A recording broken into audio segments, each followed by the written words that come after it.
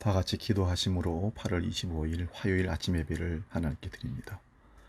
하나님, 동서남북이 사방이 다 막힌 듯 답답하고 어둠이 깔린 듯 어두워서 한치 앞을 내다볼 수 없는 불안한 시간들을 살아가는 우리들에게 오늘도 새날을 허락하여 주시고 하나님 앞에 예배할 수 있는 은혜를 주시니 감사합니다.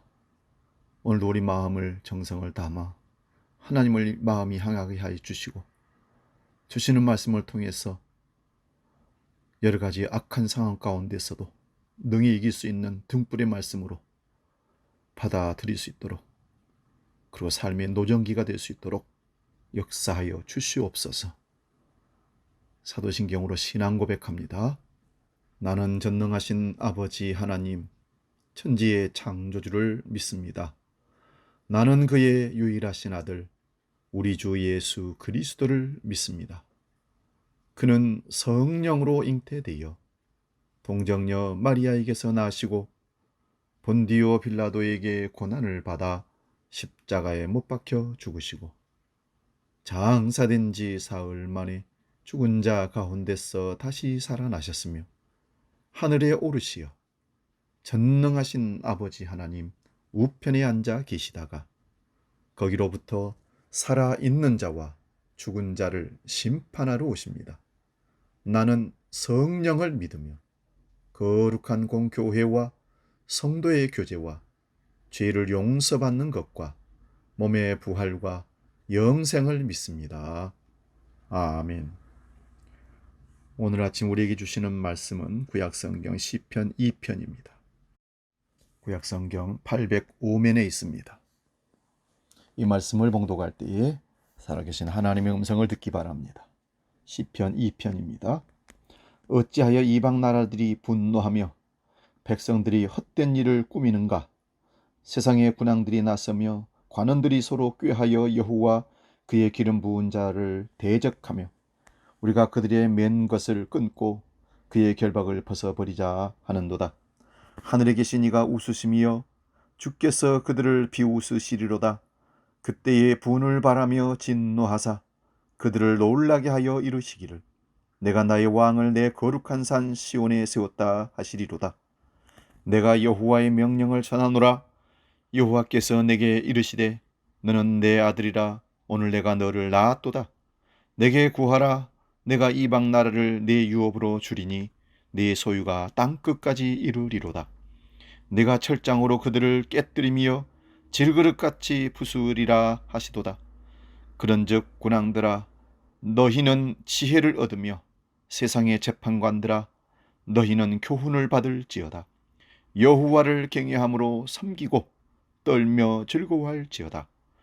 그의 아들에게 입맞추라. 그렇지 아니하면 진노하심으로 너희가 길에서 망하리니 그의 진노가 급하심이라. 여호와께 피하는 모든 사람은 다 복이 있도다. 아멘. 오늘 시편 2편으로 우리가 제목을 족쇄와 사슬이라는 말씀으로 제목을 잡았습니다. 이 말씀으로 함께 은혜를 나누고자 합니다. 주님의 은총과 평화가 우리 가운데 임하시기를 간절히 축원드립니다. 시편 1편이 복 있는 사람이라는 구절로 시작한다면 시편 2편은 복을 받을 것이다 라는 구절로 끝납니다. 복이 있도다. 그래서 학자들은 시편 1편과 2편을 시편 전체의 서론으로 보고 있습니다. 시편 1편은 악인의 길과 의인의 길을 대조하여 보여줍니다. 복 있는 사람은 돈이 많은 사람 혹은 높은 자리에 앉은 사람, 유명한 사람이 아니라 악인의 꾀를 따르지 않는 사람, 죄인의 길에 서지 않는 사람, 오만한 자의 자리에 앉지 않는 사람입니다. 악인은 타자에게 무덤을 안겨주고 싶어하는 사람입니다. 다시 말씀드리면 타자의 생명을 위축시켜서 병들게 하거나 그래서 고통 가운데 죽어가게 만드는 것이 악인들이 하는 일들입니다. 그는 하나님께서 함께 살라고 보내주신 이웃들을 자기의 목적대로, 자기 유익대로 사람들을 이용하고 존중하지 않고 자기의 욕망 충족을 위한 도구로만 이웃들을 삼게 됩니다. 다시 말해 하나님의 형상대로 지음받은 소중한 존재를 물건 취급한다는 것입니다. 인간 소외가 일어나는 우리 현실을 보면서 그런 삶이 참 많다는 것을 보게 됩니다. 돈보다도 못하게 생각하고 인명 경시하며 돈 좀 가지고 누린다는, 배움을 가지고 누린다는 사람들이 못 배우고 연약한 자들을 마치 물건 다루듯이 다루는 걸 보면서 참 씁쓸한 인생을 살고 있는 우리 모습이 아닌가 생각해 봅니다. 죄인 혹은 오만한 사람은 하나님의 창조 질서를 무시하거나 고의적으로 훼손하는 사람들을 가리키는 말입니다. 그런데 자기 확장 욕심에 자기를 더 크게 하고 높게 하고 넓게 하려는 그 모든 욕심에서 비롯된 죄는 오히려 자기 자신을 부자유하게 만든다는 사실을 기억해야 합니다. 죄를 짓고 나면 우리의 몸과 마음은 마치 거미줄에 얽힌 것처럼 불쾌함과 두려움에 사로잡기 마련입니다. 예수님께서 그런 말씀 하셨죠. 요한복음 8장 32절에 진리를 알지니 진리가 너희를 자유롭게 하리라. 죄에서 해방된 영혼만이 자유롭게 하나님을 찬양하고 이웃과 동고동락할 수 있는 겁니다. 하지만 우리 속에는 악의 씨앗 혹은 가능성이 늘 심겨져 있습니다. 누구도 예외가 아닙니다. 그런데 악은 대단히 매혹적입니다. 그래서 사람들을 잡아당기는 유혹이 있고 힘이 있고 능력이 있습니다. 그래서 선을 행하며 산다는 것이 힘듭니다. 그렇게 우리에게 필요한 것은 자꾸만 주저앉는 마음을 일으켜 세우고 하나님의 마음과 접속하는 일이 우리에게 필요합니다. 다른 방법은 없습니다. 하나님의 율법을 즐거워하며 주야로 묵상하는 삶이어야 우리를 지킬 수가 있는 겁니다. 시인은 그런 사람이 복이 있다 말합니다. 땅만 바라보던 우리의 눈을 들어 자꾸 하늘을 바라볼 수 있도록 하는 것이 주야로 말씀을 묵상하는 삶입니다. 믿음의 사람들은 겨우 자기 앞가림이나 하는 사람으로 만족해서는 절대 안 됩니다. 여러분, 하나님의 법이 세상에서 구현되도록 우리는 피나게 노력해야 합니다. 많은 그리스도인들이 세상에서 벌어지는 일은 눈뜨고 볼 수 없다고 하면서 자기들은 저 높은 차원의 세계를 추구한다고 하면서 세상에 대해서 혀차고 그리고 등 돌립니다. 그들은 오히려 세상에서 벌어지는 불의를 지적하고 거기에 맞서 싸우는 그런 사람들을 비난하기까지 합니다. 하지만 그것은 정말 어리석은 생각이고 반성경적 사고방식입니다. 이 세상의 공공의 문제에는 관심이 없고 오직 사사로운 자기 욕심에만, 자기 가정, 자기 자녀, 자기 사업, 자기 교회, 여기에만 관심을 갖고 사는 사람들을 우리는 많이 봅니다. 우리는 그런 사람들을 향해서 머리 나쁜 사람보다 바보가 아니라, 머리 나쁜 사람이 바보가 아니라 오직 자기 문제만 골똘하게 거기에 빠지는 사람이 바보라는 사실을 생각합니다. 왜요? 결국 이유도 없는 나는 혼자 존재할 수가 없습니다. 나도 존재하려면 이웃도 있어야 하거든요. 그래서 공공의 문제가 나의 문제라고 생각하고 함께 동참하는 그런 마음이 우리에게 절실히 필요합니다.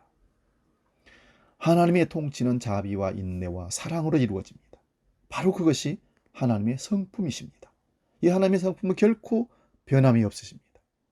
출애굽기 34장 6절을 보면 주는 자비롭고 은혜로우며 노하기를 더디하고 한결같은 사랑과 진실이 풍성하나이다. 하나님의 통치는 홀로 서기 어려운 약자들을 보살피고 그들이 길을 펴고 살도록 돕는 사랑의 통치입니다. 이거를 우리는 자비 궁휼이라고 얘기합니다. 하나님의 백성으로 부름받은 사람들은 그런 세상을 열어가기 위해서 혼신의 힘을 다해야 합니다. 그러나 세상의 권세 잡은 자들은 자기 힘에 도취되어서 하나님의 통치에 등을 돌리곤 합니다. 오늘 본문의 말씀도 그런 상황을 적나라하게 드러내고 있는 말씀입니다. 우리 1절 2절 한번 볼까요? 어찌하여 이방 나라들이 분노하며 민족들이 헛된 일을 꾸미는가? 세상의 군왕들이 나서며 관원들이 서로 꾀하여 여호와 그의 기름 부음 받은 자들을 대적하며 3절입니다. 우리가 그들의 맨 것을 끊고 그의 결박을 벗어버리자 하는도다. 이 짧은 구절 속에 어찌하여라는 부사가 4번이나 반복됩니다. 이것은 그래서 안 된다는 뜻이 강하게 암신되어 있습니다.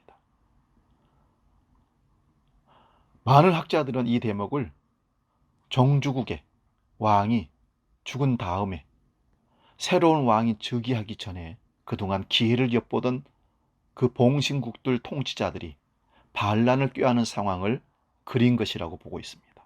다시 말하면 로마의 통치를 받고 있던 사람들이 로마의 왕이 죽어버리니까 독립을 하려고 섬기던 나라를 치고 들어가는 것입니다. 그거를 얘기에 빗대어 나타낸 말씀이라는 겁니다. 그렇더라도 오늘 이 대목은 권력에 취해서 하나님의 통치를 받아들이지 않는 세력들에 대한 고발로 보아야 무방할 것입니다.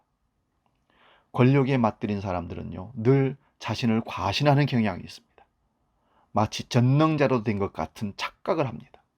그들은 자기들에게 위임된 권한을 사적 이익을 위해서 사용하기도 합니다. 아무도 제동을 걸지 않기 때문에 그렇습니다. 오늘 시인은 하늘의 뜻을 거역하고 자기들 좋은 대로 처신하는 사람들을 하나님은 비웃으신다고 말씀합니다. 하나님의 웃음은 곧 진노로 바뀝니다. 하나님은 그들을 폐위하시고 세상을 다스리기 위해 새로운 왕을 세우십니다. 나가 나의 거룩한 산 시온에 나의 왕을 세웠다. 이 짧은 구절 말씀에 나라는 단어가 3번이나 반복됩니다. 하나님의 역사를 주관하시는 주관자, 주인이란 사실을 강조한 겁니다. 하나님은 세상을 통치하기 위해서 사람을 세우시고 일으키시는 분입니다. 하나님은 그를 두고 너는 내 아들이라 내가 오늘날 너를 낳았도다 선언하십니다. 여기서 역시 나라는 단어가 반복되고 있습니다. 아들이라는 단어가 불편하시면 딸이라고 읽어도 좋습니다. 하나님은 지금 당신의 통치를 수행할 사람을 일으켜 세우십니다. 다른 누군가를 떠올리지 마십시오. 성도로 부름받은 우리가 바로 그 사람이기를 원하고 계시는 겁니다.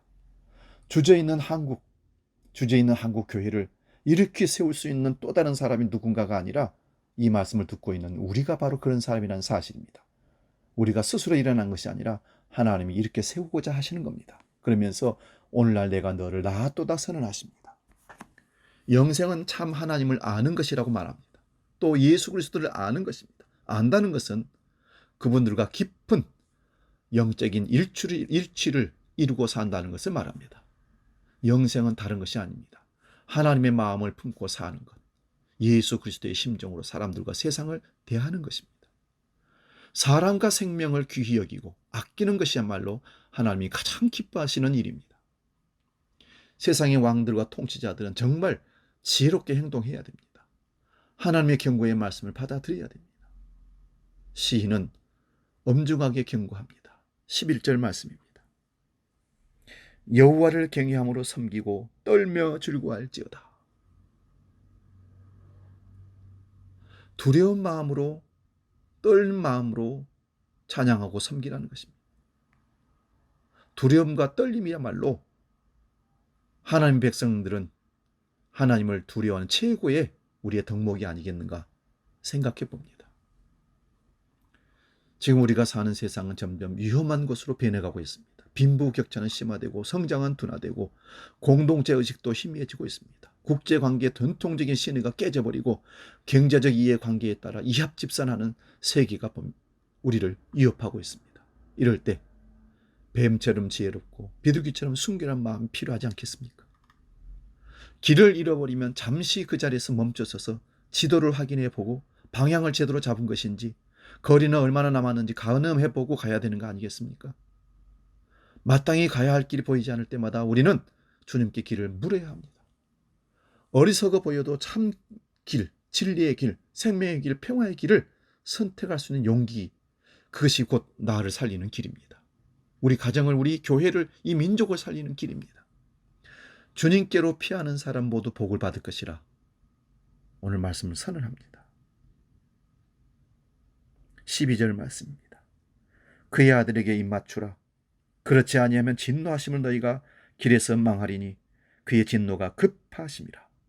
여호와께 피하는 모든 사람은 복이 있도다. 이 말씀을 붙드십시오. 개인적으로 타락해지지 않기 위해서 말씀을 묵상하는 한편 그 말씀이 이 땅에 실현되도록 하기 위해서 우리 마음을 다해 진력해야 합니다. 주님은 우리와 함께 그 꿈을 이루기를 원하십니다.